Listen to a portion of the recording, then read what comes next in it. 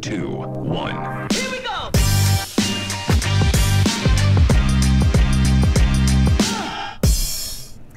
Et nous commençons cette matinée avec vous. Bonjour Patricia Mauvieux-Thomas. Bonjour. Merci d'être avec nous pour cette capsule partenaire sur le Salon Cyclo, donc ici à Strasbourg.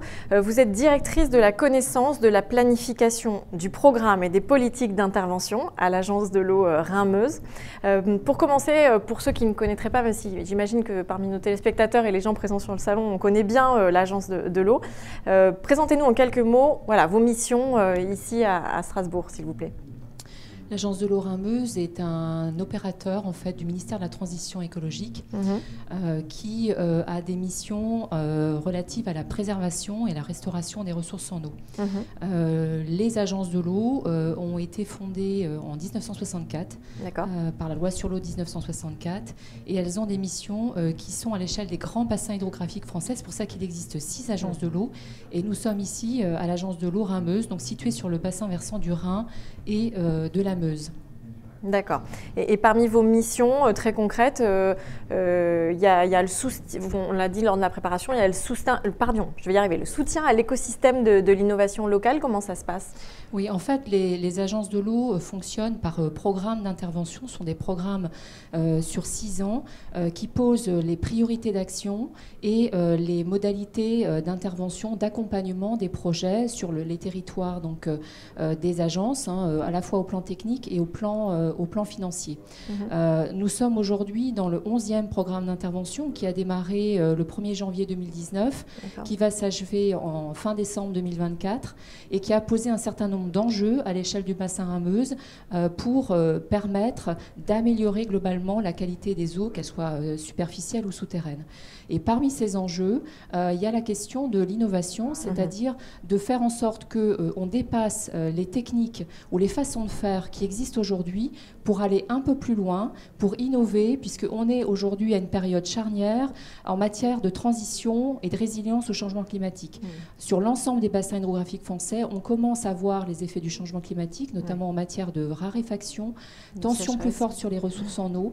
Et donc là, l'innovation prend une place particulière au sein de ce 11e programme pour permettre justement d'accompagner les territoires et les acteurs dans cette transition vers l'adaptation au changement climatique. Et de trouver des solutions Et de trouver des concrètes. solutions effectivement innovantes, nouvelles, qui sont parfois en rupture complète avec les techniques et les technologies qui existent aujourd'hui.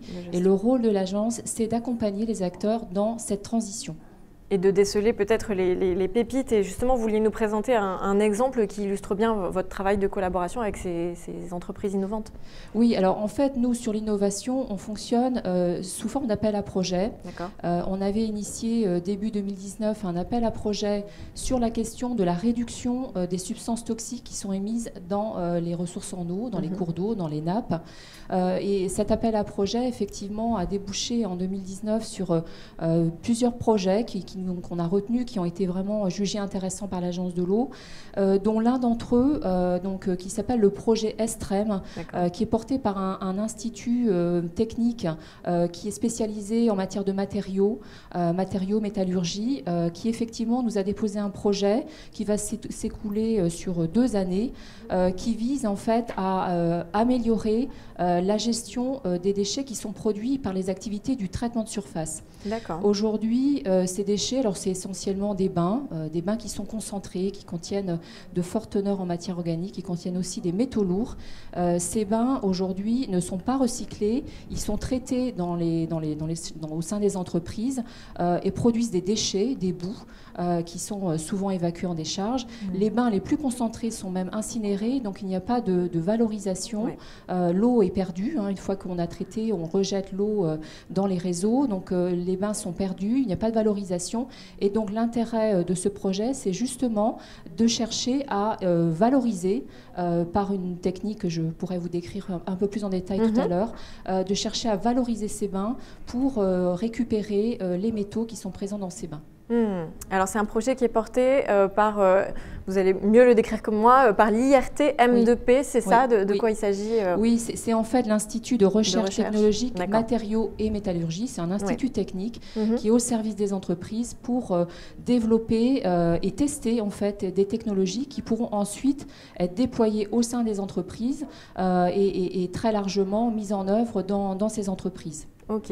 Et alors ce procédé, cette solution que propose donc l'IRT M2P, c'est un peu complexe, mais je crois que vous allez essayer de nous le simplifier. Je vais essayer.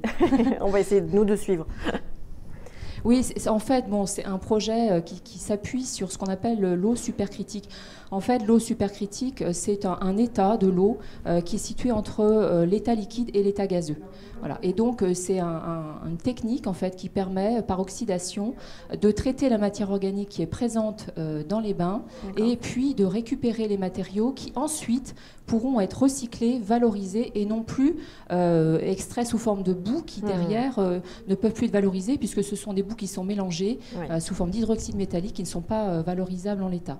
Donc l'intérêt c'est de récupérer une eau épurée, des métaux d'un côté, une eau épurée de l'autre. Cette eau épurée pourra être recyclée dans le process du traitement de surface et donc permettra in fine aussi des économies d'eau importantes.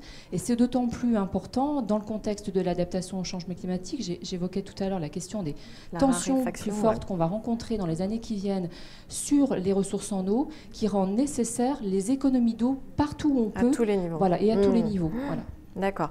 Et ce procédé, donc là on passe à la question de on a un déchet et là on passe à une position plus vertueuse et plus circulaire, une économie circulaire. C'est ça, exactement. On est dans l'économie circulaire puisque d'un déchet on en fait une matière qui est valorisable, qui est recyclable, qui peut être recyclable même à l'infini.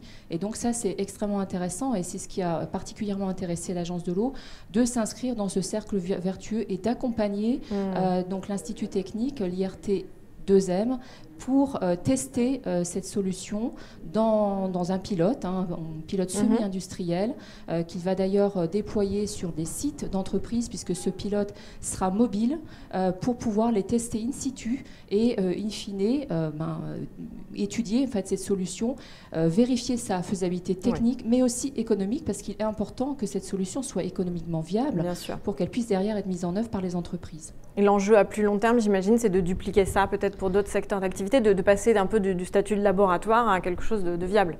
Oui, parce que cette technique en elle-même n'est pas nouvelle. Elle va être testée pour le secteur du traitement de surface, mais elle peut tout à fait être déployée aussi dans d'autres secteurs d'activité, d'autres branches d'activité. Et donc c'est aussi tout l'intérêt de cette innovation que l'on souhaite accompagner et voir se développer plus tard dans d'autres secteurs d'activité. Et alors concrètement, comment vous aidez, vous, à votre niveau? Comment vous accompagnez justement ce genre de projet? Alors nous, on le finance sous forme de subvention. Pour ce projet-là en particulier, on a apporté un financement à hauteur de 50%, donc c'est quand même important. Oui, c'est important. Plus de 200 000 euros, enfin presque 300 000 euros d'aide qui vont être apportés à cet institut sur 2 années. Et puis, on a également un accompagnement technique, pas seulement financier, c'est aussi le rôle de l'Agence de l'eau, de favoriser des mises en relation, puisque l'agence, en fait, se situe dans l'écosystème de l'innovation au niveau régional. On a des partenaires avec qui on travaille de longue date sur l'innovation. En premier lieu, il y a le pôle de compétitivité Hydreos, avec qui on a un partenariat de longue date et qu'on a consolidé dans le cadre de ce 11e programme avec un partenariat sur 6 ans qui nous accompagne également sur ces projets-là. On est aussi partenaire de la région Grand Est, qui est un acteur majeur en matière de promotion et d'émergence de l'innovation sur la région. Donc on positionne également notre accompagnement dans cet écosystème régional pour mettre en relation ceux qui ont un projet d'innovation et ceux qui peuvent les accompagner au plan financier, au plan technique, et puis également favoriser la mise en réseau, parce que des instituts techniques, il en existe plein, et donc l'intérêt aussi, et ce que peut apporter l'Agence de l'eau, c'est aussi de favoriser cette mise en réseau entre les différents instituts techniques. Et vous, votre intérêt dans tout ça, parce qu'on sent bien que pour eux, effectivement, il y a une dynamique qui se crée, mais pour vous, c'est de voir à très long terme, j'imagine, pour la gestion de la ressource. Oui, c'est exactement ça. Donc effectivement, là, dans ce projet-là, il y a une problématique de métaux lourds, de substances toxiques.